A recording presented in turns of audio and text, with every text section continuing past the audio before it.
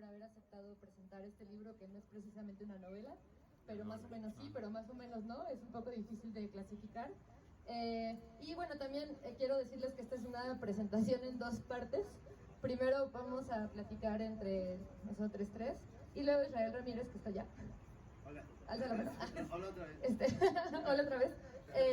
Y yo vamos a tener un pequeño momento para platicar, y luego él se va a rifar 3 canciones, entonces pues estoy muy contenta de que se haya podido organizar esto, porque ya tenía muchas ganas también de obligar a Israel a que tocara en un evento mío.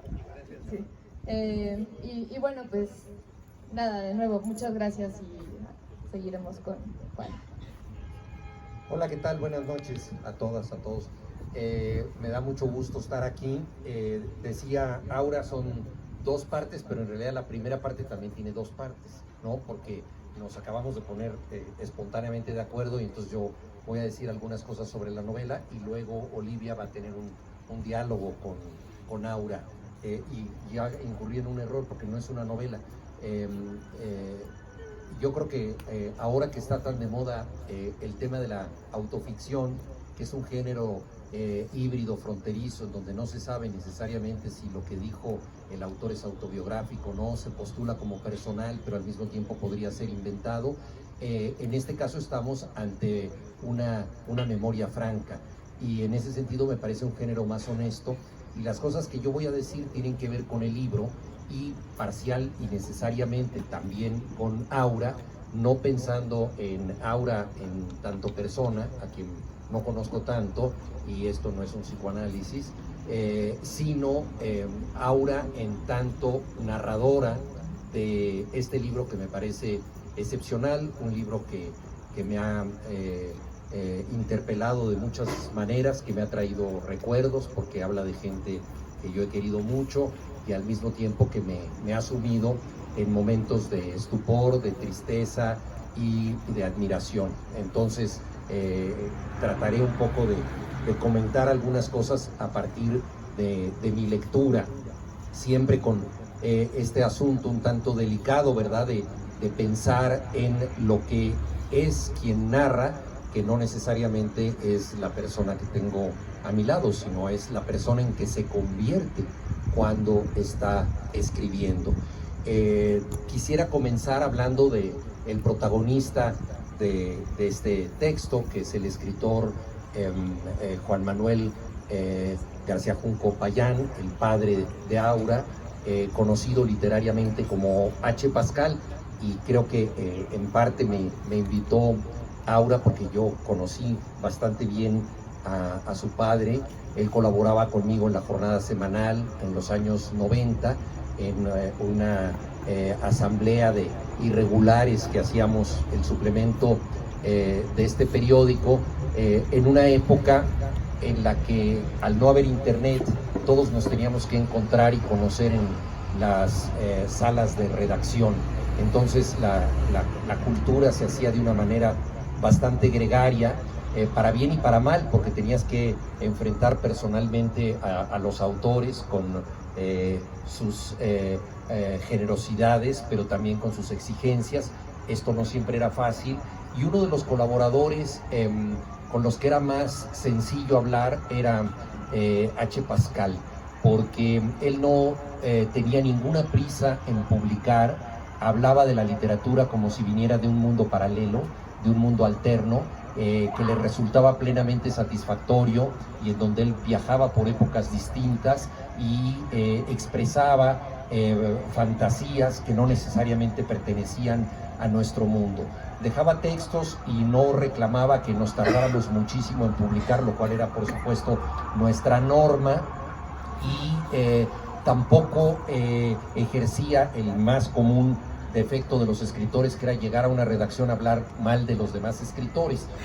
Él tenía una actitud sumamente solidaria, traía siempre una bolsa o un morral gigantesco con textos que nos iba dejando, pero por más textos que nos dejara, la bolsa seguía llena de textos, como si los textos se autogeneraran en la propia bolsa. Era un autor prolífico en tiempo real, porque los textos parecían escribirse a sí mismos. Pertenecía al movimiento fancineroso internacional, era un editor de fanzines y escribía en géneros que a la literatura, digamos, culterana les parecen géneros menores, y que él cultivaba con enorme pasión. El fantasy, que entonces empezaba, las variantes de la ciencia ficción, la literatura de terror, era, digamos, un digno representante de lo que en Estados Unidos se llama Pulp Fiction, y tenía muchos lectores, más que muchos de nosotros y más que otros colaboradores sumamente exigentes en el suplemento, que no conectaban con los lectores ni tenían trato directo con ellos, pero creían pertenecer a esta sublime minoría de los escritores tocados por la gracia, de los iluminados. Entonces, H. Pascal era todo lo contrario. Lo encontré varias veces en el metro, repartiendo, regalando libros. Nos vimos en la Feria del Zócalo, donde él solía tener un stand, y para él no había forma menor de la circulación literaria. En ese sentido siempre me pareció admirable. Pude colaborar en sus publicaciones, y él también colaboró con nosotros. El 28 de diciembre de 1997, para esta presentación me metí a ver viejos suplementos, publicó un texto bastante singular que se llamaba Viejas y Nuevas Fantasías, y que empezaba con una muy provocadora revisión del Quijote, porque decía: el Quijote, obra maravillosa de la fantasía literaria, condenó a la literatura fantástica a una especie de purgatorio, porque Alonso Quijano, el Quijote, enloquece de tanto leer novelas de caballerías. Y estas novelas de caballerías, que están llenas de monstruos, que están llenas de hadas, que están llenas de situaciones desaforadas e improbables, las desacreditó de alguna manera, porque el principal protagonista de toda la historia de la literatura enloqueció con ellas. Entonces postulaba algo bastante atrevido pero bien sustentado, una literatura post-cervantina, en donde se recuperara la fantasía y se recuperaran esos mundos que habían sido proscritos como mundos que pueden enloquecer a las personas. Y daba algunos ejemplos de fantasy, comenzando por supuesto por un autor totalmente canónico como Tolkien, hasta llegar a obras mucho más recientes. Entonces era realmente un texto sugerente, provocador, muy bien escrito, y ahí anunciábamos algunas de sus obras: El llanto del verdugo, que es una historia de mitos, sexualidad y dinámica política en España; otro libro de él, Misterios egipcios, que es un tratado de mitografía en el Egipto primigenio; Las anémonas, una novela sobre sexualidad, magia y leyendas de la Arabia preislámica. Entonces, bueno, esta variedad de temas, este escritor aventurero, intrépido, conectaba con un tipo de lectores que no estaban en el canon, que no eran mainstream, como él mismo dice, y lo cita Aura así en el libro, y me pareció siempre que era un privilegio estar en contacto con él y poder publicarlo, siendo un autor que por supuesto era totalmente distinto a muchos de nosotros, que llegaba y salía de la redacción y no sabíamos dónde estaba, y encontrábamos en sitios variados, no necesariamente literarios. Era, en el mejor sentido de la literatura, un raro, como dijo Rubén Darío, un irregular. Cuando murió, yo sentí mucho su muerte, y ahí me enteré con sorpresa que Aura era su hija. Yo había conocido a Aura en la Fundación para las Letras Mexicanas, donde di una charla, y naturalmente no los había asociado, y no los había asociado porque entre la literatura de Aura y la de su padre hay diferencias enormes, y un poco este libro es un alegato apasionado, en donde la autora trata de demostrar que es otro tipo de escritora, y lo cual me parece por supuesto muy legítimo, porque no se trata, en el caso de Aura, de un proyecto de imitación del padre, sino por el contrario, de la asunción de una personalidad muy diferente, una personalidad única. Yo había leído un texto, el primero que leí de Aura, publicado por la revista de la universidad, tenía que ver con los misterios del Weiss, Era un texto muy sugerente, escrito con gran ironía. Debo decir que uno de los méritos de la literatura de Aura y de los méritos menos ejercidos por la literatura mexicana es la ironía.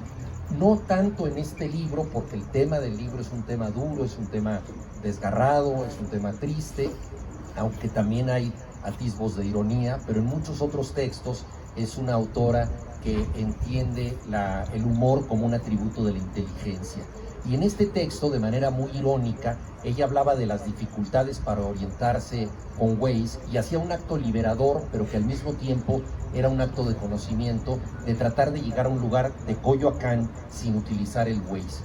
Entonces memorizaba las coordenadas y creaba en su mente una metodología para poder llegar, que por supuesto le fallaba, ¿no? Y entonces tenía que acudir pues a la clásica situación de preguntarle informaciones a un peatón que por supuesto la mandaba al sitio equivocado, etcétera. Entonces eran instrucciones para perderse en la Ciudad de México.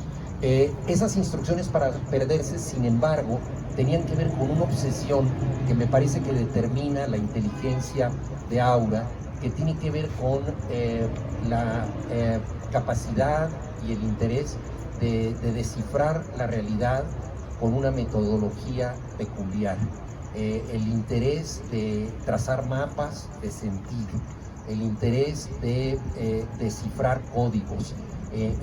Creo que es en ese sentido una escritora que busca desde la inteligencia ordenar el mundo para reinventarlo, por supuesto, en la ficción, y en eso se aparta mucho de lo que estaba yo comentando del protagonista de su libro, de H. Pascal, que tenía una imaginación desaforada y por momentos incontrolada. Si algo caracteriza la literatura de Aura es un control muy estricto, es muy parecida en su literatura, yo la veo así, el tipo de aproximación que tiene Italo Calvino a la realidad, una aproximación en donde todo puede ser deducido, una aproximación geométrica y en donde hay muchas emociones, pero las emociones llegan por la forma en que entendemos y comprendemos el mundo. De las muchas emociones que puede propiciar Aura, creo que una de las más altas es el entendimiento. Entonces hay un tipo de pasión sumamente racional en su escritura y que encontramos en poetas como Louis Gluck, por ejemplo, también esa manera de descifrar fina e inteligentemente la realidad y de entender que lo que nos parece un caos en realidad es un sistema que tiene una lógica propia y que se puede desentrañar. Entonces esto nos lleva a una frase que a mí me parece absolutamente esencial en el libro, y estoy diciendo una obviedad porque la repite como 3 o 4 veces Aura. Es una frase de su padre: la vida es un deseo, no un significado.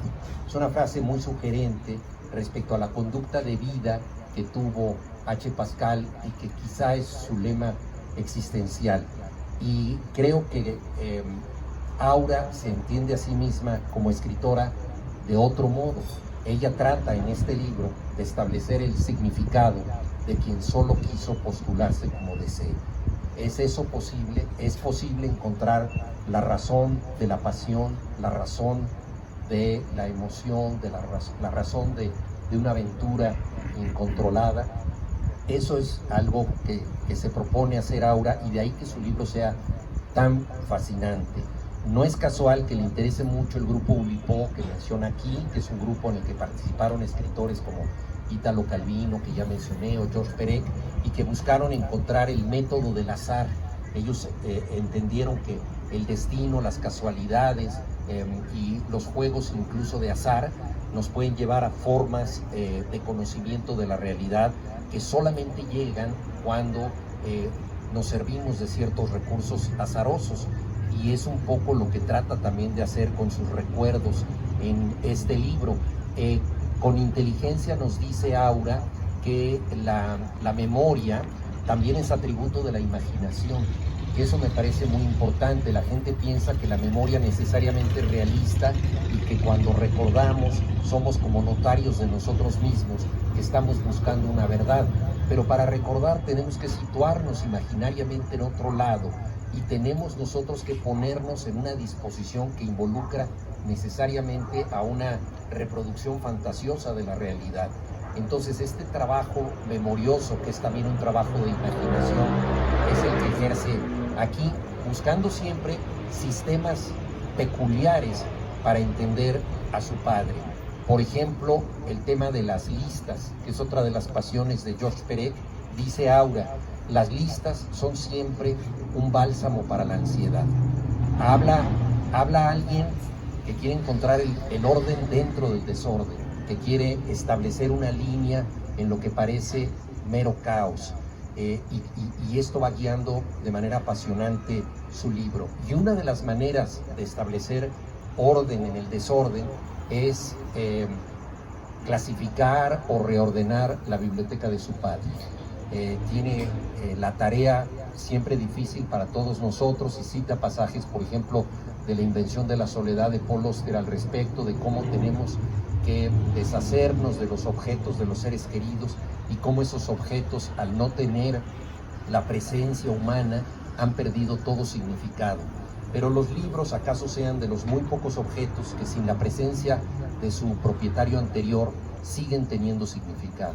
Y a partir de esto trata Aura de entender también la mente de su padre y su carácter. En una prosa poética, Roberto Bolaño, que ya se sabía bastante enfermo, dijo: ¿qué legado le puedo dejar a mis hijos? ¿Y quién puede educar a mis hijos cuando yo me vaya? Y dice: lo único que tengo para dejarles, y la única manera de educarlos más allá de mi muerte, son mis libros. Que sean ellos los que defiendan lo que yo fui, que sean ellos los que me representen ante mis hijos. Es lo que hace Aura. Va buscando los libros y los va ordenando, clasificando. Borges dijo que ordenar una biblioteca es ya una manera de ejercer la crítica literaria. O sea, basta como vamos poniendo los libros unos al lado de otros en distintas secciones, y ya estamos nosotros interpretándolos. Y entonces va interpretando los libros, entre ellos el primer libro de Aura, que alcanzó a regalarle a su padre, y que de alguna manera es el más inclasificable de los libros, y nos los pone con datos de clasificación que parecerían pues los datos que se usan en la Biblioteca del Congreso y en otros lugares, pero también con una síntesis de sentido. Nuevamente tenemos a la descifradora, a Aura, que está tratando de entender el mundo de una manera metodológica, y así reconstruye la figura del padre. Es una figura a contraluz, porque es una figura con luces y sombras. Menciona ejemplos, Aura, por ejemplo, de una agiografía del padre, la de Héctor Abad Faciolince, El olvido que seremos, y es fácil entender que él haya hecho un acto de amor hacia un padre que era un activista que luchaba en pro de la paz y que fue salvajemente asesinado en Medellín, Colombia. Entonces es la historia de un padre que también fue un héroe y que fue un gran padre. Y lo contrasta con el libro de Pilar Donoso sobre su padre, el escritor José Donoso, que es un muy duro ajuste de cuentas. El libro de Aura es equidistante de estas actitudes, y en ese sentido me parece un libro sumamente valioso, porque entiende a una persona a partir de los problemas que tiene, y aprende también a construirlo, porque si un padre tiene 3 hijos, pues cada uno de los hijos tiene un padre diferente, todos construimos a nuestros padres. Ella lo va construyendo, y en esta captación de sentido que está procurando este hombre que pensaba que la vida era deseo y no era significado, ¿no? En esta búsqueda del significado perdido, del significado errante, ella nos va llevando a los defectos del padre y también a sus virtudes. Entonces esta manera de entender a alguien, no solo a pesar de sus defectos, sino incluso por sus defectos, me parece que es un acto de generosidad intelectual y de valentía emocional, que hace que el libro de Aura sea realmente muy, muy singular. Nos lleva a los grandes momentos de la infancia, en donde el afecto es muy significativo, y el descubrimiento de la literatura y de la imaginación en esa infancia, con un padre que era extraordinario para contar historias y para contagiarlas. Y también nos lleva a la nostalgia de esa infancia, nos lleva al distanciamiento, producto pues de la edad y de las vidas distintas que se asumen, un distanciamiento con el padre, una crítica también de su conducta. Hay también la clásica confrontación generacional. H. Pascal pertenecía a mi generación, una generación mucho más primitiva que la generación de Aura, y establece también una crítica con perspectiva de género hacia conductas que no necesariamente le parecen apropiadas, y luego confiesa su rencor.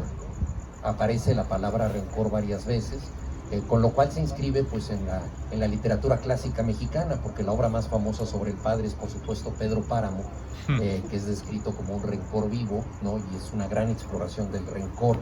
Entonces todas estas emociones, el cariño, la ternura, el afecto, el distanciamiento, la crítica, el rencor, nos dan una figura múltiple que necesariamente también es una figura de la propia autora, porque un autor se define no tanto por su tema, sino por los adverbios y los adjetivos que utiliza, por la forma en que califica la realidad, y vamos conociendo la riqueza intelectual de Aura a partir de esto, ¿no? Y aquí también, pues nosotros inevitablemente empezamos a leer, y esa es una de las riquezas del libro, me atrevo también a decirlo ante ustedes, que uno empieza a leer cosas con las que probablemente Aura no está de acuerdo.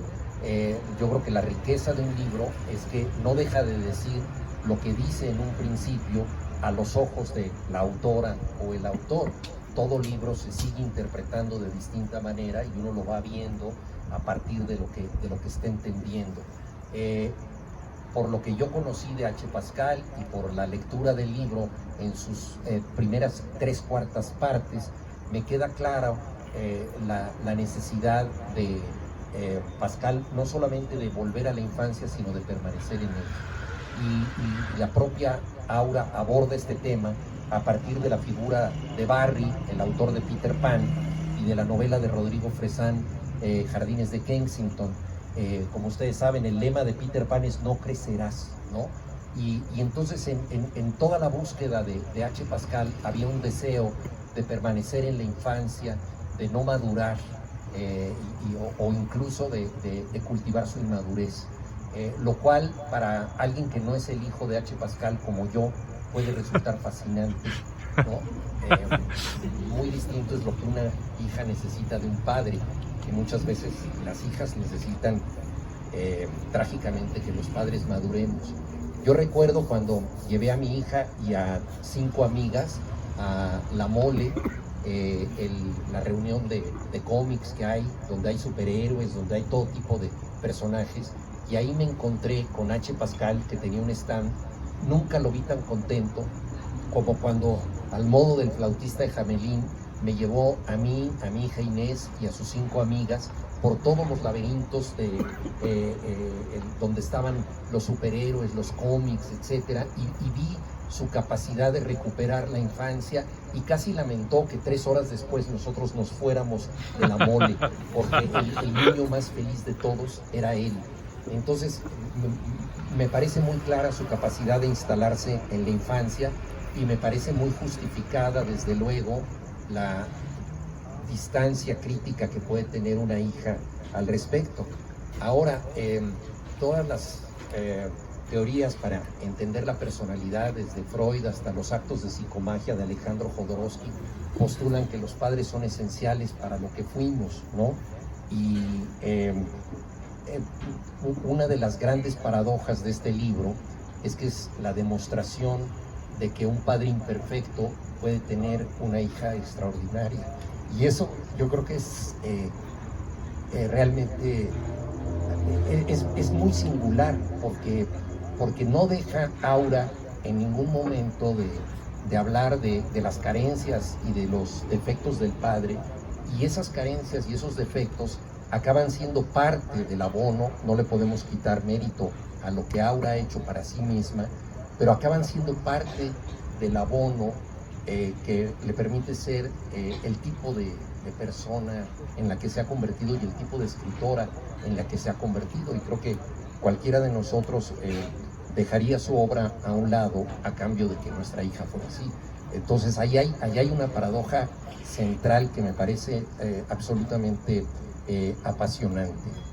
Y ya para concluir, termino con dos grandes misterios que tiene este libro. Bueno, tiene muchos, cada lector encuentra los suyos, pero yo creo que la literatura nos depara en sus grandes momentos ciertas zonas que serán inevitablemente interpretadas de muchas maneras porque no tienen una sola conclusión.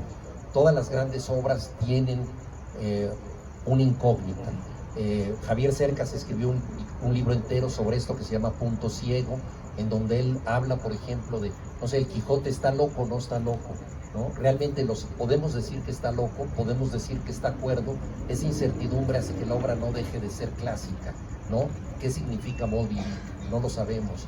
¿Quién fue el cadete del colegio Leoncio Prado en La ciudad y los perros que cometió un asesinato? No lo sabemos. Y es lo que los periodistas siempre le preguntan a los autores, ¿quién era esto? Y el autor a veces comete el error de decirlo, pero en realidad ese punto ciego es muy importante. Y en este libro hay un personaje que casi no aparece, pero que me parece muy poderoso. Y teniendo una muy clara perspectiva de género en muchos pasajes de la obra, Aura prácticamente no dice nada de su madre, salvo algunas cuantas escenas, todas ellas extraordinariamente positivas, muy importantes, pero por inferencia va cristalizando un personaje ausente y extraordinario. Yo creo que ahí es una de las cosas más difíciles de la literatura, poder convocar un personaje que no está y que sin embargo influye en todo. Octavio Paz se refirió a cierta figura femenina en El laberinto de la soledad como el inmóvil sol secreto. Esa figura que generalmente una mujer que no está presente y sin embargo en torno a la cual todo gira. Está inmóvil, fija en algún sitio, muchas veces en la cocina, pero es un sol en torno al cual todo gravita y es secreto porque no se ve. Entonces esa figura me parece que es muy sugerente y es algo apasionante de ese libro, ese misterio. Y luego paso al segundo misterio, y que me perdone Aura porque a lo mejor no interpreto bien, pero no importa, cada quien interpreta un libro de manera múltiple. Hay un momento en el que esta autora, que todo lo decodifica, que todo lo puede clasificar, incluso cuando se burla de sí misma de que no es capaz de reproducir los mapas mentales que se asigna, etcétera, y que se explora tanto y también a sí misma, que nos narra y que deja suelta esta anécdota sin justificarla del todo, sin analizarla.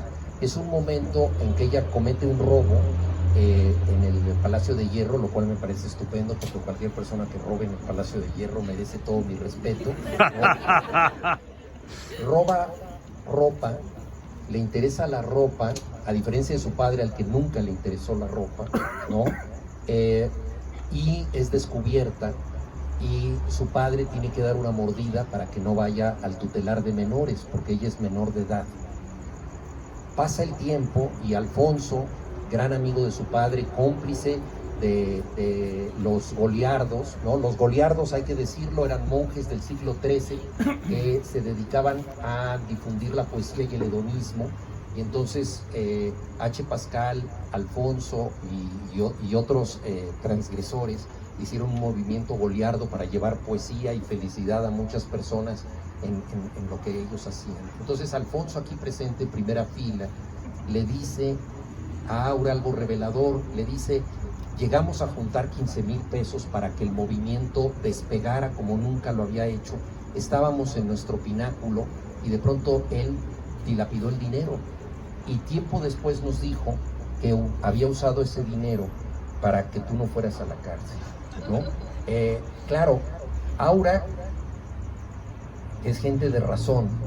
Dice, bueno, 15,000 pesos es demasiado, tal vez no dio tanto dinero. Se abre una duda de cálculo, que es algo que está muy presente en Aura, y ahí queda todo. ahí queda todo de manera absolutamente inquietante. Yo no sé si es muy difícil pensar, ¿no? Si nosotros entrevistáramos a Cervantes y le preguntáramos, ¿tu personaje estaba loco o no estaba loco? Probablemente nos diría, no sé. Si le preguntamos a un autor, ¿por qué dejaste esto así? Probablemente no lo saben, ¿no? Tal vez en el diálogo con Olivia podremos averiguar más cosas. Pero a mí me parece que está muy bien así, porque obliga al lector a un momento de encuentro absolutamente único. Y pues de ese crimen perfecto ha surgido esta brillante obra, de modo que muchas felicidades.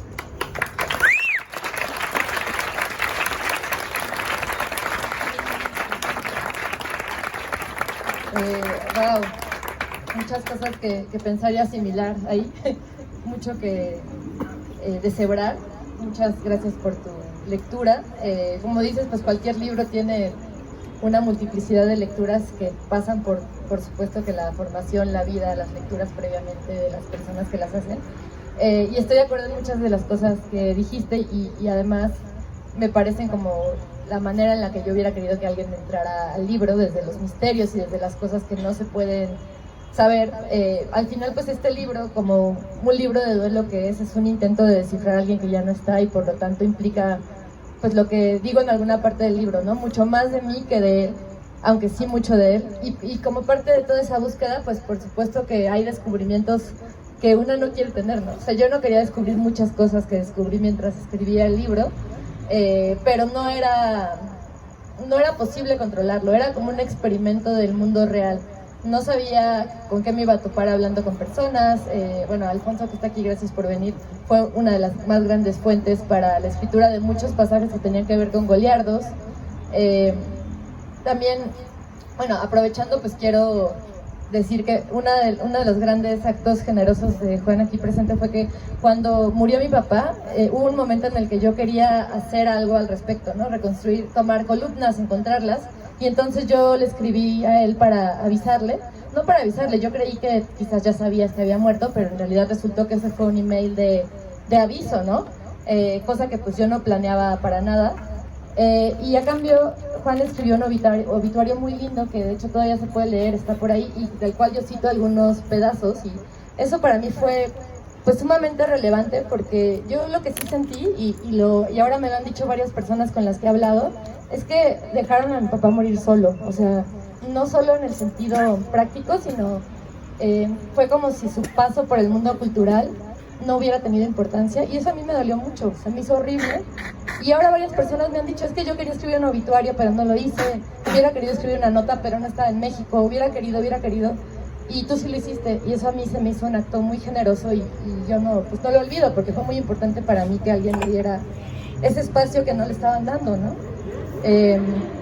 Entonces, bueno, ese es uno de los grandes motivos por los cuales yo no dejo de asociarte con ese momento tan duro, pero por los mejores motivos, no por los motivos más terribles de eso, ¿no? Y también fue parte de mi carrera de conocerlo un poco más, porque al final la persona que tú conociste, como decías, pues es una persona bien diferente a la que yo conocía, a la que Alfonso conoció, y este libro pues parte más de lo que yo conocí, pero sí intenta tener como un prisma de visiones que no son solamente la mía, porque la mía, cuando empecé a escribir en 2019, sí estaba muy atravesada pues por un gran dolor, por un gran rencor, pero también un rencor hacia mí, no solamente hacia él, sino un rencor hacia mí por no haberme reconciliado mejor a tiempo, ¿no? Hay una frase en el libro que dice, que fue algo que alguien me dijo cuando él murió, que es: uno no elige cuando muere alguien, y me pareció que era un acto de sabiduría muy grande, porque no puedes elegir en qué parte de tus procesos con las personas van a desaparecer. O sea, sí puedes intentar hacerlo mejor, que fue algo que aprendí en esto, pero no es algo que puedes aprender sin tener la experiencia previamente. Lamentablemente es uno de esos aprendizajes terribles de la vida en los que la experiencia más dura es la que te da lo que necesitabas saber antes, o lo que hubiera estado muy chido saber antes más que lo que tendrías.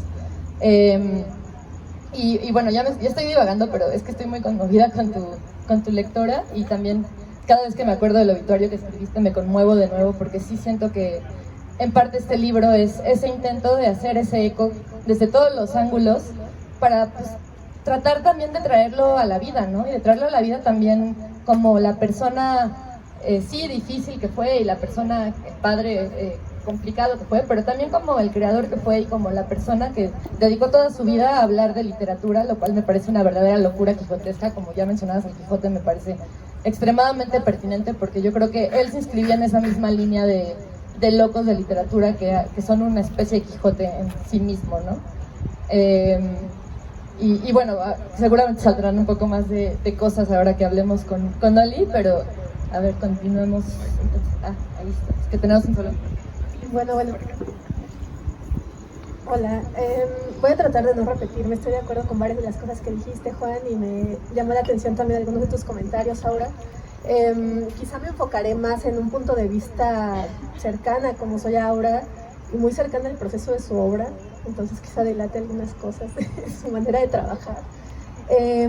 Bueno, para empezar, fíjate que yo sí leí este texto como ensayo, y eso que ya van varias veces que tenemos esta discusión, es una novela, es un ensayo, ¿de dónde surgió? Yo sé que empezó como ensayo, lo contaste en la presentación pasada, era parte de un proyecto de ensayo, pero cada vez se fue haciendo más novelesco, y también lo leía como ensayo al respecto a varias ideas, no que la palabra ensayo viene también de ensayar, de probar, de ir tirando para ciertos argumentos o ciertas escenas e intentar encontrar una verdad.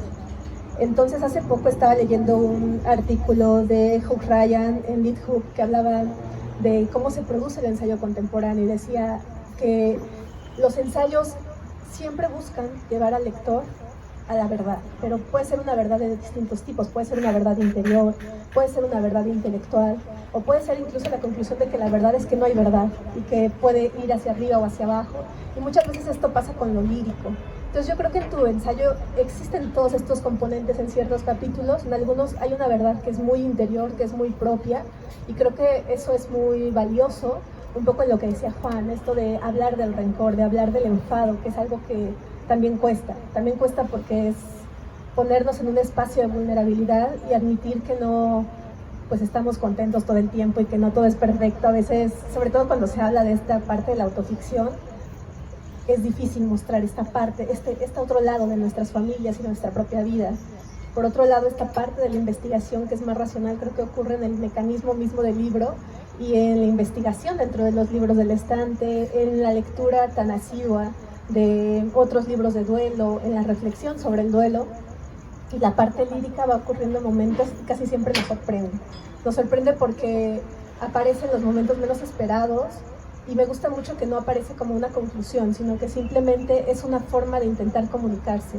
Y a esto voy a otra cosa que tiene que ver mucho con el mismo género del ensayo y con la literatura en general, que la intención es sobre todo de compartir, es comunicativa, porque se escucha mucho cuando uno escribe autoficción que eres muy valiente, así como qué valentía haber contado tus cosas, ¿no? Haber mostrado tu interioridad, y creo que sí hay algo de valor ahí, pero la valentía pensada como osadía no me resuena tanto. Creo que hay más bien un aspecto de generar comunidad, de poner en común sensaciones, sentimientos, y para poner en común es necesario dar el paso de abrir la puerta de la sinceridad.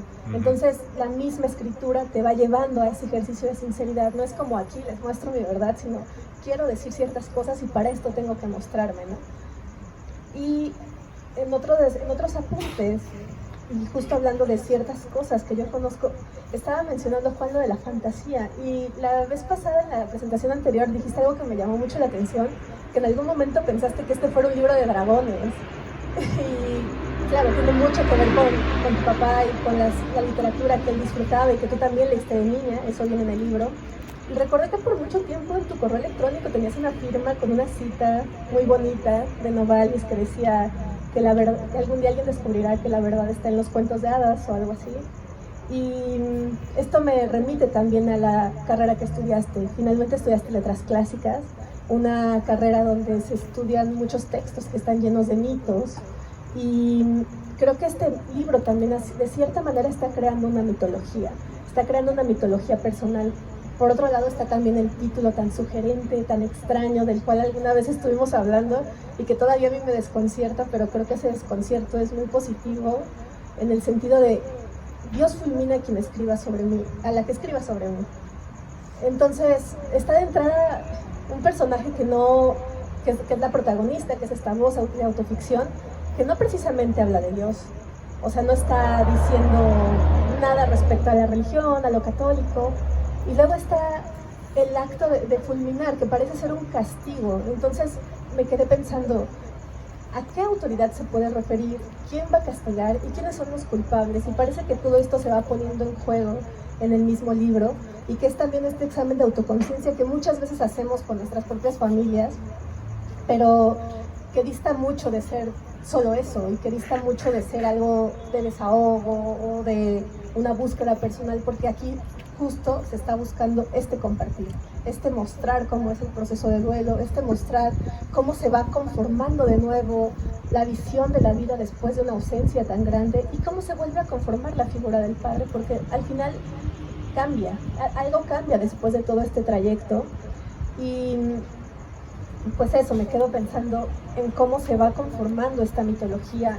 También estaba buscando, ya me dirás si está mal mi etimología de internet, porque tú sabes más de eso, pero bueno, que la palabra mitos también viene de historia. Al final los mitos son las historias y las palabras que las cuentan, y creo que hay mucho de mito y al final de fantasía. Acá ya decía Juan, la memoria se construye. Entonces, de cierta forma, creo que sí estás haciendo una especie de libro de fantasía, en el aspecto de cuando la fantasía recrea un mundo, y aquí estás recreando el mundo íntimo, el mundo privado de una hija que habla con su padre, con quien a veces estuvo más cerca y a veces estuvo más lejos.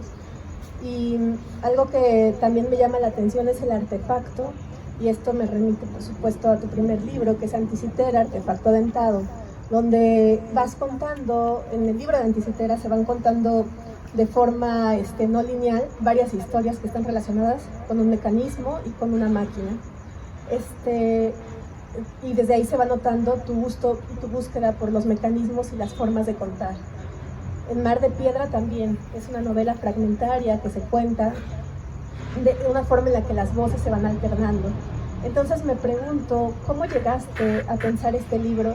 Yo creo que es algo que ya has contado algunas veces, sobre cómo fue que decidiste centrarlo en lo del librero, porque cuando escribimos autoficción, o al menos a mí me pasa, yo quiero meter todo, quiero meter toda mi vida, quiero meter a todos los personajes, y entonces salen muchísimas páginas y siento que no puedo acabar. ¿Cómo fue que te decidiste a limitarte a esta forma para poder darle estructura al libro? Ay, pues muchas gracias por todo lo que dijiste. Yo creí que cuando dijiste que ibas a hablar un poco de mi proceso, dije, ¿qué clase de indiscreción va a decir Oli? Porque además ella sí que podría decir indiscreciones, porque compartimos una beca que nos pedía 40 horas de convivencia a la semana, entonces sí que teníamos mucho tiempo para saber indiscreciones la una de la otra y de nuestros procesos. Pero no dijiste ninguna, qué decente eres. Bueno, pues digo, primero, no sé, como que me viene a la cabeza que las 1001 maneras de contar la vida propia, ¿no? O sea, en tu libro Un lugar seguro, que es un libro que a mí me encanta, pues hay mucho de tu relato personal y eliges contarlo a modo de ensayos separados temáticos, ¿no? Y La figura del mundo, que también es un libro que me encanta, que también atañe a un tema personal, también es una serie de crónicas temáticas. Y creo que ese primer balonazo que tienes que lanzar para saber cómo escribir un libro de este tipo, para mí no existió, porque a pesar de ese pequeño traspié en el que tuve la ingenua y, por supuesto, improcedente idea de escribir un libro de dragones para hablar de duelo, y que fracasó tan pronto comencé, o sea, no logré escribir ni una línea porque pues, era un absurdo, ¿no? O sea, no estaba en ese lugar y no iba a escribir una épica fantástica para hablar de algo que requería hablar de los sentimientos, las emociones, el presente, lo que no se dijo.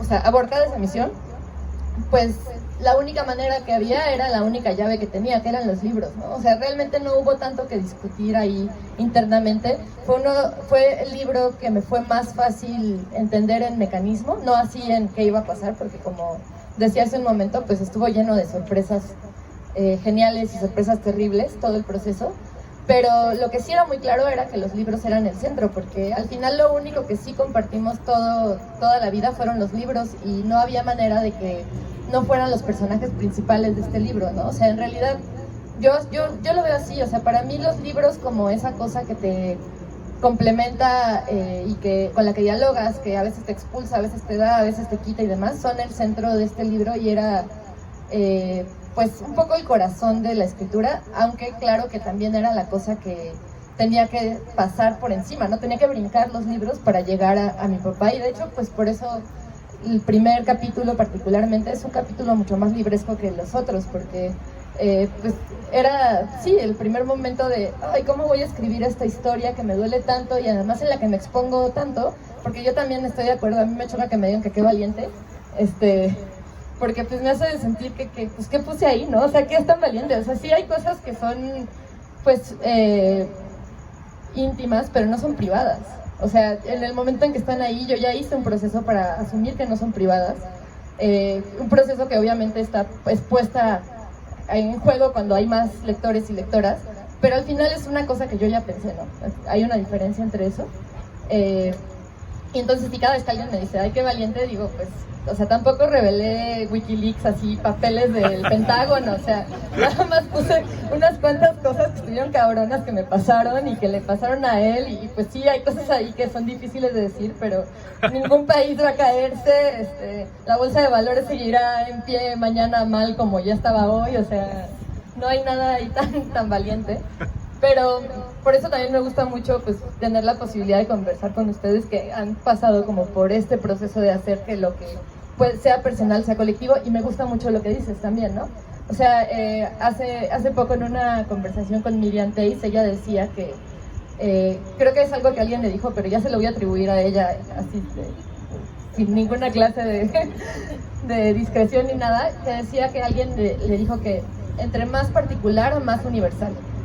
Y yo creo que eso sí lo creo mucho, ¿no? Y lo vi con El día que aprendí que no sé amar, que es un libro que tiene algo de mi experiencia y que yo creía que eran cosas, pues, o sea, sí sabía que pues igual le había pasado algo parecido a alguien así, a alguien más, pero no tenía idea de cómo iba a resonar con las personas que lo leyeran, ¿no? Y igual con este libro, son historias bien particulares, o sea, no creo que toda la gente haya tenido el beneficio y perjuicio de tener un papá fancinero que le gustaban los conciertos de metal, aunque no le gustara tanto el metal. O sea, es muy particular la experiencia, y sin embargo hay algo que late en el corazón de las emociones de los libros que tienen emociones como punto de inicio, que se comparte, ¿no? Y que sí resuena mucho con las lecturas, y eso me gusta mucho porque cada quien se refleja desde su propia experiencia vital, pero se refleja en las emociones, no en las acciones concretas, y ahí es donde entra esta cosa de entre más particular, más universal. Sí, creo que justamente está esta parte tan mostrada de tu vida y tan particular, pero los libros se vuelven un apoyo también, se vuelven como el lugar de encuentro, se vuelven un espacio bastante habitable. Me llama mucho la atención los libros que elegiste, me pregunto si de verdad los elegiste o ellos te eligieron a ti. Porque también, bueno, hablando de todo esto de los mitos, hay un poco de bibliomancia, hay un poco de ritual también, hay un poco de un rito dentro de la escritura misma que se va ahí registrando. Otra cosa que quería preguntarte, es que tengo muchísimas preguntas, pero no puedo ver. Justo, ¿qué pasó contigo después de escribir el libro? Hablas de que hubo una separación primero, que fue la caída de un héroe, que fue la caída de un personaje al que, al que el protagonista que escribes en la novela era muy cercana. Hay un punto de separación que tiene que ver con la adolescencia, que incluso en otras circunstancias ocurre muy constantemente, ¿no? Empieza la adolescencia y es cuando ponemos una línea entre nuestros progenitores y nosotras y empezamos a definir nuestra identidad. Ocurren muchas otras cosas, algunas están en el libro, algunas no, pero ¿cómo es esta relación después de haber escrito el libro? ¿Cuál fue el cambio? ¿Cuál fue el resultado de este ritual de libros que tiene algo de magia, como de magia pagana también, como de estar inventando mecanismos, de estarlos listando de un cierto modo, ponerle un número limitado? Todas estas limitaciones es lo que enriquece cada capítulo y le permite desplegarse. ¿Qué crees que fue lo que cambió en la manera en la que te piensas en relación a tu padre y también en tu escritura? Porque todo el libro cambia de alguna forma nuestra manera de escribir. Regreso un poco a lo que decías, el título del libro, ¿no? Que es, a mí los títulos que son así de intensos y de ambiguos me gustan mucho porque me hacen pensar mal. y yo quería que quien entrara a leer este libro pensara mal de entrada. Y bueno, y empieza con Dios, o sea, y es muy curioso porque pues sí, tal cual yo no soy creyente, y bueno, yo puedo decir lo que pienso el título, pero creo que es absolutamente irrelevante y que no me interesa que nadie más piense como yo pienso el título, pero lo menciono porque pues cuando eres atea pierdes cosas, ¿no? Pierdes, por ejemplo, la capacidad de creer en los mismos rituales cristianos que quizás te dijeron que eran el camino indicado para hacer esta clase de procesos, y entonces tienes que idearte otros rituales, y hay gente que pues no sé, se vuelve New Age y prende velas y le reza a la Pachamama y cosas así, pero soy demasiado atea también para eso, ¿no? Entonces pues tuve que constituir mis propios rituales, y mis propios rituales pasaron por el más grande legado de mi papá, que es la enfermedad de la literatura, ¿no? Entonces este libro sí fue pensado como un ritual, sí fue pensado como ese espacio en el que iba a hacer en tiempo real un proceso que tenía que hacer. Obviamente, a ver, o sea, es un libro, hay mucho trabajo después, hay mucho artificio, claro que hay mucho artificio, ¿no? Porque si no, no sería para mí una literatura que me interesara escribir, pero sí que hay una cosa muy real que era pensarlo como un ritual, y pensarlo como un ritual cuidándome a mí misma en ese proceso, porque yo dije, a ver, si hago que este libro sea de escritura libre y digo, ay, bueno, pues lo que me tarde 10 años, va a 10 años, pues probablemente ahorita estaría sumida entre cortinas de terciopelo, llorando en mi casa, ¿no? Bajo una vela. En cambio dije, no, o sea, lo primero aquí es que este es un libro muy duro y se tiene que escribir con una restricción temporal clara, porque no voy a quedarme habitando este momento. Este libro al final es para analizar y para, pues lo que decía Juan, ¿no? Yo soy muy, pues sí, tiendo mucho al analítico, bien o mal, porque pues seguramente mucho de mi análisis tiene sesgo siempre y lo cambio y lo renuevo y así, pero sí sabía que más que la parte analítica, la que me podía funcionar era la parte emocional, y la parte emocional es la parte ritual, ¿no? Y sí fue un ritual pensado para durar 10 meses de escritura y lo que tomara de revisión, pero mucho tiempo después y ya con el alejamiento adecuado, ¿no? Y creo que fue una muy buena decisión poner por encima mi salud mental, porque al final sí logré hacer ese núcleo emocional condensado de 10 meses, y luego pude verlo ya con la distancia necesaria para hacer un libro. Y sí, se me cambió, fue un proceso de escritura que me cambió muchísimo. Todos mis libros me han cambiado, porque además son años de escritura en cada libro, y aunque no me cambie el libro, me cambia la vida. Pues si estás 6 años trabajando un libro y no cambias en ese tiempo, pues ¿qué hiciste, no? ¿En qué cueva estuviste? Pero este libro en particular estaba hecho para cambiarme, y sí me cambió porque me dejó en un lugar de pues una paz que no tenía al inicio de la escritura, no una paz perfecta porque no creo que eso exista, pero sí un equilibrio y una tranquilidad que no tenía el día uno que me senté a escribir.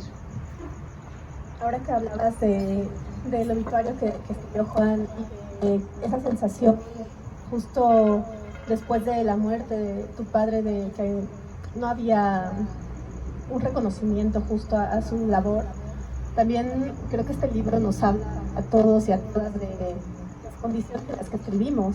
O sea, bueno, ¿ya? Sí. Ajá, de las condiciones en las que escribimos. O sea, creo que la figura de H. Pascal es un caso bastante llevado al extremo, pero toda escritura está un poco a la deriva, y toda escritura, muchas veces el trabajo de la escritura no es reconocido. O sea, ahorita acabas de decir, ¿no? 6 años se nos pueden ir en escribir un libro, y también se nos pueden ir 2 meses en tener la idea para empezar una novela, y es algo que no se puede contar, ¿no? Entonces creo que también el libro es una forma de reconocimiento a todo ese trabajo de difusión, de divulgación, que al final nos muestra así una figura, un poco como tú misma lo mencionas cuando empiezas el libro, una figura contradictoria y a ratos muy entrañable, sobre todo en uno de los versos que están escritos al final, que son suyos, que dice: ¿quién mira a quién desde el fondo del cielo? Como pensando en todo este asunto ritual y en cómo la literatura puede hacer que se cruce el tiempo. Incluso parecería, por la forma en la que está dispuesto el libro, que ahí de verdad está ocurriendo un diálogo. Es decir, tú estás hablando de que Dios castigará a aquella que se atreva a escribir sobre mí, y parece empezar justo con el enojo, con el ímpetu, y termina con esta calma sosegada de, al final, pues todo esto es muy relativo, ¿no? O sea, vivimos muy poco tiempo en este mundo y todas las cosas que se puedan interpretar de un verso, que tiene que ver también con este tono más lírico del ensayo que va teniendo a ratos. Y me llama mucho la atención que la resolución sea muchas veces así, porque sí, la voz es muy racional, pero a ratos tiene que soltar, o sea, tiene que soltar porque no hay explicaciones, porque tampoco hay a quien preguntarle, y porque quizá las explicaciones no están en este momento, ¿no? Sino que van surgiendo poco a poco, van surgiendo con la vida, y parece que el libro no está como tanto planteando dar una sola respuesta o dar una solución o curar algo, sino abrir caminos, abrir vías hacia el entendimiento mutuo.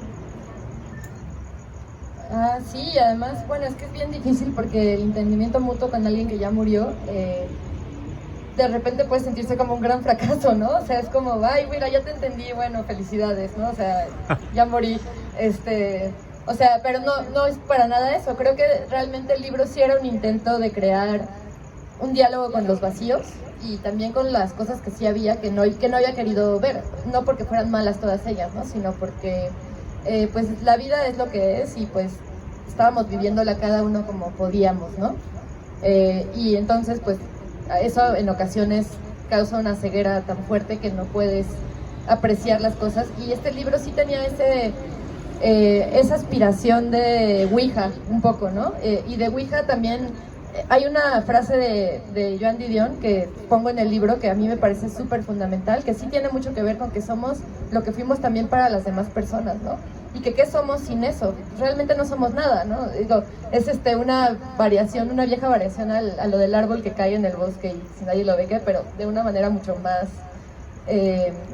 emocional, ¿no? Y al final pues yo me di cuenta de que mi papá era también lo que no era conmigo, ¿no? O sea, era lo que escribían sus poemas, era las destinatarias de sus poemas, que también pongo un por de sus poemas ahí, era pues también incluso esa fe de existencia, que es el poema del que hablas, que cierra el libro. Es un poema contradictorio, hay momentos que son muy tristes en el poema, que hablan de ya no va a pasar nada, y otros poemas y otros momentos que reconsideran las cosas que sí estuvieron bien. Y creo que ese poema es una especie de resumen de todo el libro, pero desde su perspectiva. O sea, sí es como, yo siento que es una especie de espejo de lo que yo traté de hacer, desde mi propio limitado horizonte y desde lo que pude ver, averiguar, sentir, y pues eso. Sí.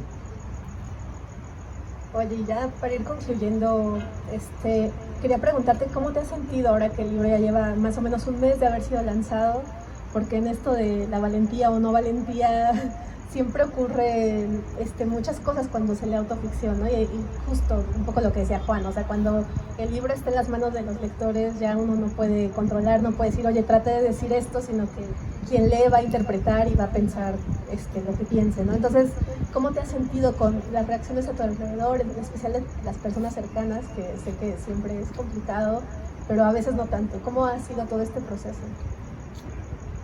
Pues mira, la primera presentación fue hace exactamente 20 días, entonces está gateando el libro, y creo que es curioso porque me martiricé tanto antes de que saliera, que ya todo lo que pasa después ha sido cuesta abajo. O sea, porque tenía muchos más miedos de qué iban a pensar personas, qué iban a decir, que cuando se manifestaron en la realidad, pues ya era cualquier cosa. Pero lo que sí quiero señalar, que me parece muy bonito, es lo que ya decía un poco antes, ¿no? Esta cosa de que aunque es una historia bien particular, pues sí me ha dado muy buenos momentos de conversación con personas que han experimentado situaciones ya no iguales pero similares, o que tienen algunos puntos en común, ¿no? O sea, ya sea, porque además es un libro que creo que aspira a hablar de muchas cosas a la vez, porque habla de una relación que dura toda una vida. Entonces obviamente tiene como muchas capas de lenguaje y de temáticas y demás, y además pues porque era un libro que también era más sobre mí y mis intereses de ese momento, de esos 10 meses en 2019 que me senté a escribirlo. Pero curiosamente ha rebotado muy bien entre muchas personas que me han hablado pues de sus propias experiencias, desde un lado o desde el otro. O sea, también me ha pasado pues más de una vez, me ha pasado de hecho ya bastantes veces, que me han dicho, es que yo me vi como tu padre. y sentí cosas desde ahí, y yo estaba más de ese lado, pero sentía muchas cosas leyendo el otro lado de la historia, y eso ha sido muy, muy bonito, ¿no? Y también en la parte que tiene que ver con el duelo, como un duelo, a pesar de que es muy singular cada vez, sí tiene muchas cosas en común, ¿no? Porque baja, sube, pasa de la furia al amor más profundo, del arrebato a la tristeza, a percibir la realidad como si fuera algo increíble de repente. Y también he tenido muchas conversaciones en torno a eso. Entonces creo que pues es un libro que en este poco tiempo ya me ha dado mucho en ese sentido. Y también que muchas personas se han puesto a desenterrar sus goliardos, y eso me gusta mucho. Y me han mandado sus fotos de sus viejas colecciones de goliardos que han afanosamente guardado en sus libreros. Y eso me encanta, ¿no? Ayer me mandaron una foto de mi papá con Alejandro Jodorowsky y me lo mandó el Circo Volador, que es un personaje importante del libro. Y eso me encantó porque pues es tal cual sacar ese archivo oculto que pues algunas personas tienen por ahí guardado, ¿no? Claro, que al final creo que escribimos para eso, ¿no? Para transmitir historias, para contarlas y para ampliar la conversación a otros espacios. Y que mejor si puede ser con las lectoras y con los lectores que de cierta forma nos conocen, aunque no es totalmente conocernos, pero sí nos conocen como dentro de la escritura. No sé si quieran añadir algo más, o alguien quiera hacer alguna pregunta. Bueno, si no, pasamos a lo que sigue y ya, si alguien quiere preguntar algo, me lo puede preguntar mientras yo firmo el libro. Si no traen libro, no les voy a poder contestar. Si ya lo tienen, pueden comprar otro. Pero bueno, si quieren, entonces, vente para acá. Sí, muchas gracias por sus palabras.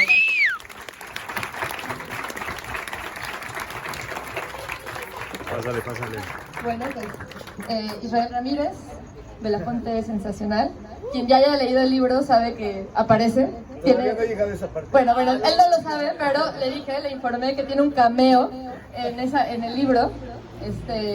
Y es un cameo que surgió de una conversación que tuvimos en una fiesta.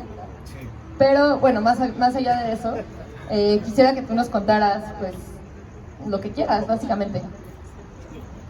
Ay, bueno, me acerco. Hola, buenas noches. Bueno, mi historia con Pascal es una historia de amor no correspondido. Bueno, no estaba enamorado de él, pero yo quería ser su amigo. Y Pascal no quiso ser mi amigo, nunca. Pero a mí me interesaba mucho porque yo entré a trabajar a la Secretaría de Cultura como reportero. Y Pascal me pareció una figura increíble. O sea, un güey como de 50 años, todo canoso, con un mullet, lentes, vestido como Kurt Cobain, con una como cangurera siempre, y fumando, ¿no? Y con sus lentes de pasta con un mástil. Entonces, pues obviamente es un personaje entrañable que uno pues quiere entablar una conversación con él, pero la neta es que Pascal, tu jefe, era muy difícil.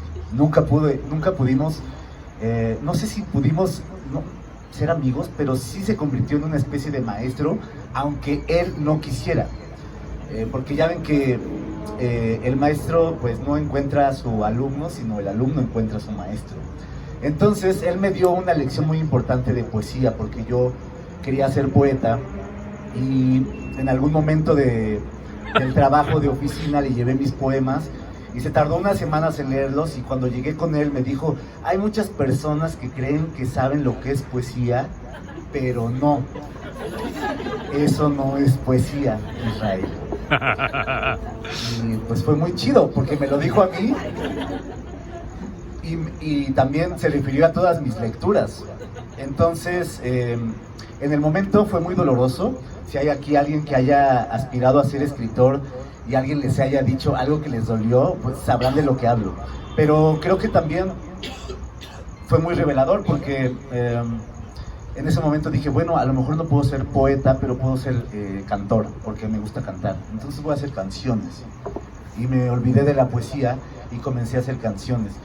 Y bueno, no me voy a alargar mucho en esto porque pues bueno, ya deben estar cansados, pero lo más importante de esta noche no es mi experiencia tal cual, es el libro de Aura, obviamente, pero también es hablar de esos héroes de la Ciudad de México, de los cuales nunca nadie habla, pero que su granito de arena forman una montaña de la cual no nos podemos eludir. O sea, a mí me encantaba ver a Pascal en presentaciones de libros, en la Feria del Libro, haciendo eventos muy raros, ¿no? Con góticos, con darks. Me encantaba verlo en sus presentaciones en el Museo de la Ciudad de México, siempre muy cercano a la juventud y sobre todo a este tipo de tribus urbanas, como le dicen por ahí. Y era para mí bastante inspirador. Entonces, pues creo que sí es importante hablar de ellos, de estas personas que no sabemos, que la cultura y la institución habla de ciertos personajes, pero nunca se hablan de esos soldados que hacen que uno sepa lo que es poesía, ¿no? O que hacen que uno se inspire y que haga sus propias cosas en el mundo. Entonces, creo que eso es lo más valioso.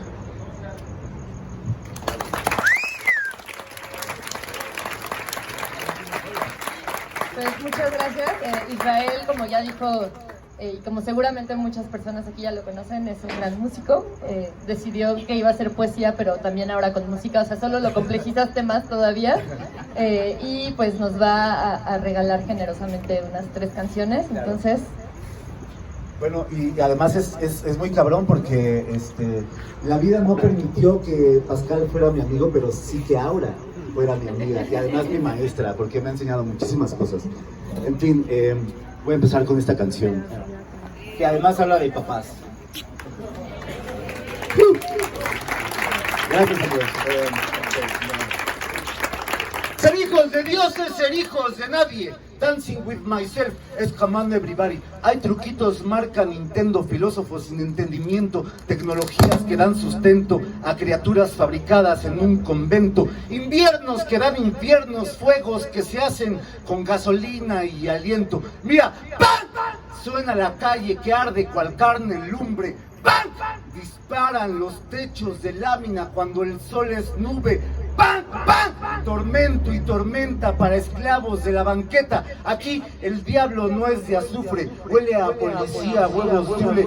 ¡Ahí viene la tira! ¡Levántate, mi carnal! Porque si te atora malora no hay fianza. Pasado de lanza. Aquí se canta la esquina, se inflan balsas cuando la muerte camina. Aquí hay cielo roto y tierra a la vista. Hay 1000 fantasmas que gritan, muero de llanto y risa. Atiza la brisa sin prisa. Caquita de chango y los Bryans contra un estado fascista. Atiza despacio, que aquí no hay bueno y no hay malo. Y lo feo insiste en cobrar parquímetros en el espacio. Ser hijos de dioses, ser hijos de nadie. Ciegos vende chicles, bardas hechas con grafiti y tabique, tags de manufactura muy simple. Aquí estuvo loco y libre el más viejo de tu casa, el Peter. Perros con el hocico trabado en su propia riqueza. Drogas patrocinadas por Cemento Tolteca. Ojitos mentirosos, no me mires.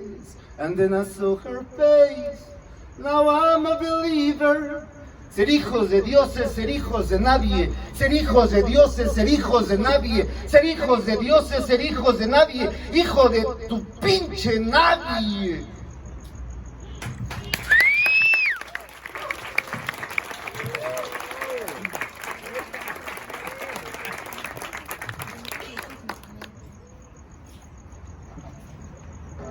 Ok, esta canción se la hice a la Ciudad de México, que más bien es una jefa, ¿no?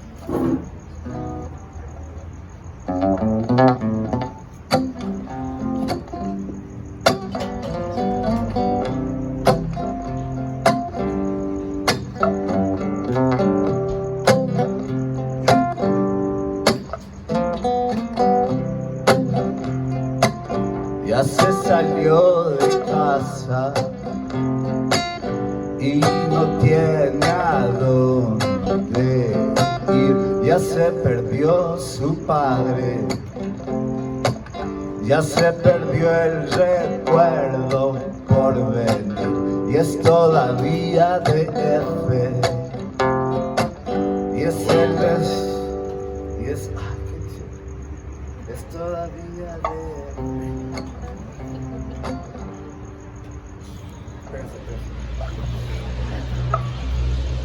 es todavía de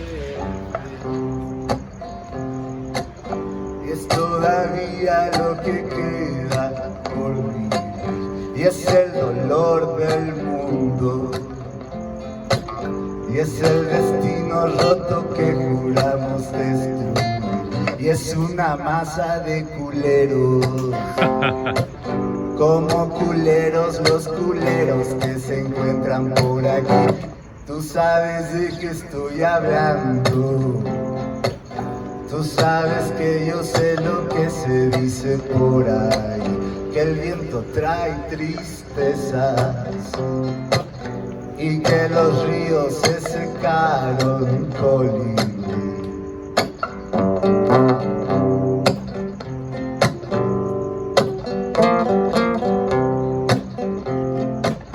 Distrito Federal y cielos, tienes la fe flotando a medias callejón, por eso a mí me gustas, por eso a mí me gusta verte cotorrear.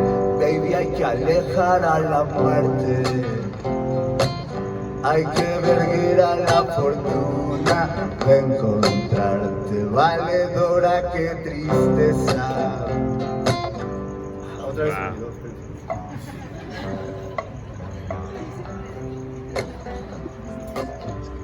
Valedora, qué dureza, el cementerio ruido de este corazón que canta como quiere y que persigue el sueño más profundo y sin razón. Que locos tiempos traen los días y qué locura pintan esas nubes ruiseñor.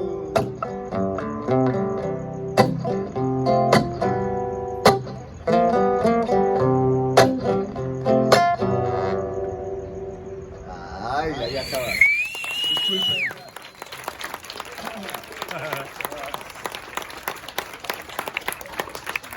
Lo voy a aventar otra rolita más ya para terminar esta noche. Se la quiero dedicar a la amistad. Pues sí, no, hablaba de que Pascal no quiso ser mi amigo, ¿no? Pero ahora sí. Y ahorita, o sea, bueno, no están ustedes para saberlos, pero mi jefita está en el hospital. Mándenle buena vibra. Un amigo decidió que se iba a quedar esta noche en el hospital para que yo estuviera aquí cantando. Entonces, pues habla sobre la fuerza de la amistad, de la fuerza de las redes de apoyo que nosotros podemos ir creando a lo largo de nuestra vida. Estoy aquí, gracias, y puedo cantar porque me terapió mi amigo el Ale, y ahora además se está convirtiendo en una amiga muy entrenable. Entonces, bueno, los invito a que ejerzan ese tema de ser amigo. Además, esta canción se la hice a mi amigo el Cumbias.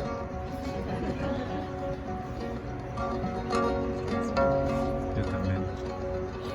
No llores, cumbias, cumbias, bailalas. No llores, cumbias, cumbias, bailalas.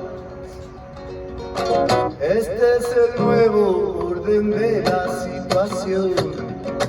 Cambia el sistema, cambia de disposición. El cielo grita que aquí ya no hay salvación. Y no hay problema, el paraíso es un cantón. No llores, cumbias, cumbias, bailalas. No llores, cumbias, cumbias, bailalas.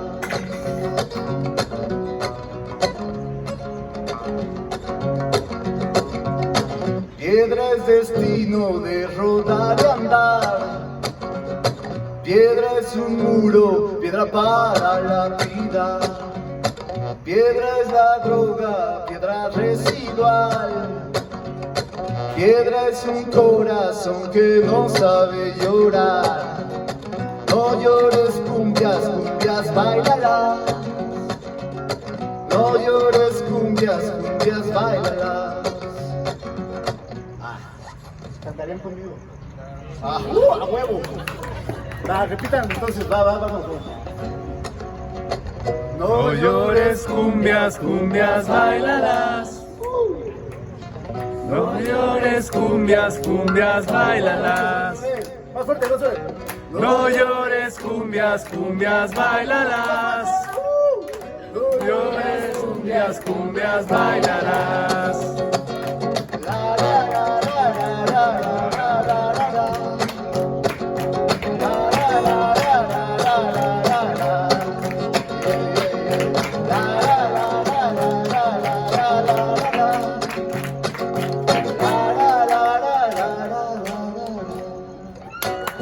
Buenas noches.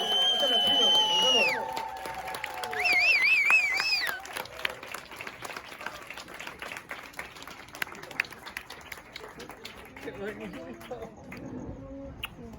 Muchas gracias. Yo sé lo que significa No, muchas gracias. felicidades ahora. Ay, cuántas gracias. Estuvo muy hermoso.